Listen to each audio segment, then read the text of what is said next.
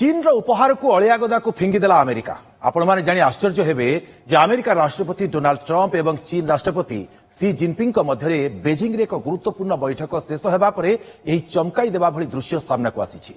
अमेरिकार secrete service एवं white house अधिकारी माने निज देश को फेरिबा पूर्व चीन पक्षर मिलिथिबा समस्त उपहार को एक अलिया बाक्सरे फिंगी दैछंती।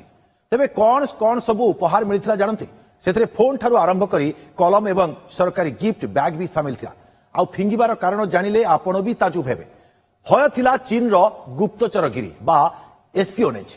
अमेरिका गुप्तचर संस्थार कहवा कथा आपण को साधारण देखा जाउथबा पेन, चाबी रिंग किंबा पावर बैंक भितरे भी चीन एभली सूक्ष्म ट्रैकिंग चिप बा मालवेयर लुचेई पारे जहा आपणकर सबु गोपनीय कथा रेकर्ड करि पारिबो।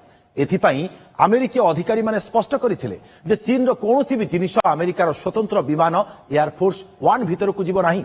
देखंतु जेतेबेले अमेरिका भली देश चीन को एमिति भय करूछि आपण माने भी मने रखंतु आजिकाली डिजिटल जुग रे युद्ध केवल सीमारे होय नाही, आपणक फोन भितरे भी हुए।